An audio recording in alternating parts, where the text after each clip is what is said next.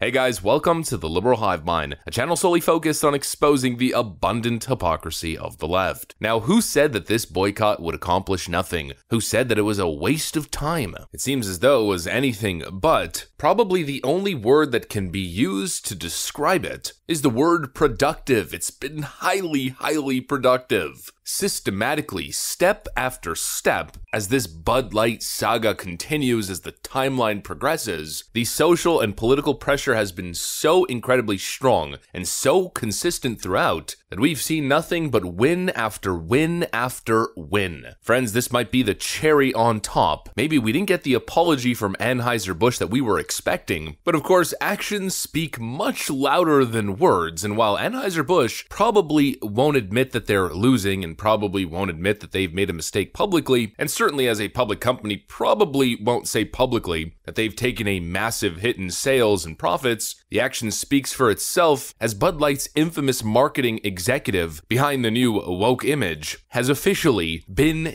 canned. Yep, not kidding. Let me show you guys exactly what's going on. We got some stuff to get into, so let's roll the tape. Alright friends, so take a look at the headline. We're gonna blur a particular individual's name just because there's a lot of heat going on YouTube right now. Bud Light marketing executive behind individual who shall not be named partnership takes leave of absence. Alyssa Heinerscheid, vice president of marketing for the popular beer, will be replaced by Budweiser global marketing VP Todd Allen. An actual career crash and burn situation. Who said we could not win in the cultural battle? I know the typical leftist reaction is going to be, liberal hive mind endorses cancel culture. Right-wingers are a bunch of hypocrites talking about cancel culture, and then look what they do here. I always have to address this point every single time. Again, it's not the same thing. And honestly, even if it was, it's not like the conservative movement pulled the first punch. If anything, cancel culture coming from the right wing is somewhat justified. It's a reaction. It's in defense. In this case, it's in defense of children. The battle is 100% justified. It's not some sort of frivolous, ridiculous battle against some obscure celebrity's tweets from 2008. It's a sacred effort against this radical leftist indoctrination. And I mean, big win. Finally, some accountability. The individual behind it all who laid out a strategy for everybody to hear is gone. You know, in the real world, this would have happened a long time ago. In the woke clown world, it's a little bit more difficult. When you side yourself with the leftist cultists, you have this sort of immunity shield where you can do whatever you want. You can make all kinds of ridiculous decisions that have devastating consequences for the organization that you're working for. But since you're associated with the left, maybe you fit a particular identity, you check all the check boxes. Well, in the past, you've been immune. You keep your job. In fact, in many cases, you walk straight into a promotion. This is the first time where the patriotic pushback was so overwhelming that it absolutely decimated what was once this cultural, woke, immovable object being used as a shield. This is proof that the object is in fact movable. In fact, we might be the unstoppable force. It's some positive proof that it's maybe not so hopeless after all. Maybe the radical left, which has taken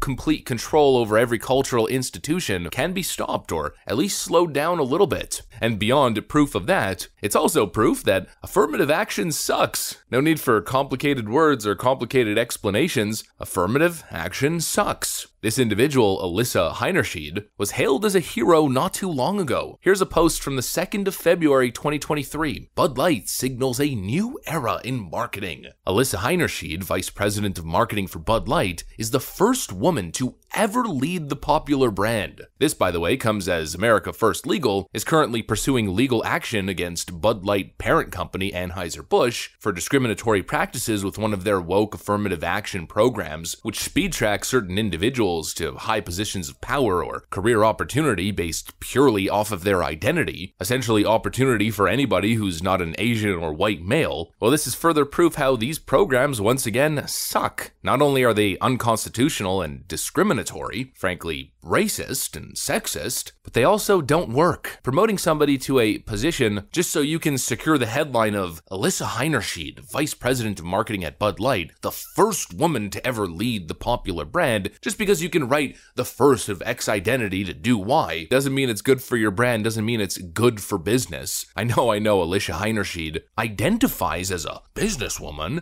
I'm a businesswoman. Doesn't make it so. Alyssa Heinerscheid, who was clearly an affirmative action hire in Bud Light's move to a more woke brand, has been a complete and utter catastrophe. There's no other way to describe it. We're already getting reports, here's one from Brewbound. Bud Light off-premise sales and volume decline in first week of boycott. Impact is rough but not catastrophic. For the week ending April 8th, Bud Light posted declines in off-premise dollar sales, nearly -7%, volume nearly 11%, and dollar share -3.4%. By comparison, for the week ending in April 1st, Bud Light recorded declines in dollar sales by -1.6, volume -6.4, and dollar share -0.7, according to NIQ data shared by Williams. Year to date through April 8th, Bud Light's off-premise dollar sales are down -0.4%, volume -5.6%, and dollar share -0.8%. Coors Light sales are up 1.8%, while volume declined -4.3%, and dollar share was flat, and Miller Lite dollars are +7.4%, volume +1.5%, and dollar share +1%. And this is only the first week after the Dylan Mulvaney sponsorship. So Bud Light is essentially in major decline, and that's only for the first week of April. Imagine for the rest of April as this whole thing continues to snowball. Meanwhile, Coors Light and Miller sales are up. I mean, if you think about it, it was a fantastic marketing scheme for everybody except for Bud Light. Maybe she was actually a Miller Lite mole, meant to infiltrate Bud Light and tank the company to Miller's benefit. Bud Light is tanking, everybody knows it, everyone's been walking in stores and seeing stuff like this. I mean, I've seen countless of these videos, I've seen it myself just walking into retail stores. The hiring of Alyssa Heinerscheid and the adopting of woke, cultural Marxist practices over good business practices has been a complete and utter tragedy for the company. And even though Bud Light won't say it, they won't say those actual words, I don't blame them, they're a public company. Their actions, like I stated in the intro, speak a whole lot more, a whole lot louder. The boycott is working, folks, and I absolutely love it. We have a whole lot more cultural power than you might expect. You know, actually, come to think about it, I think our influence is severely downplayed and underestimated. I mean, think about it. When's the last time a left-wing boycott actually worked? Remember what happened with Goya Foods?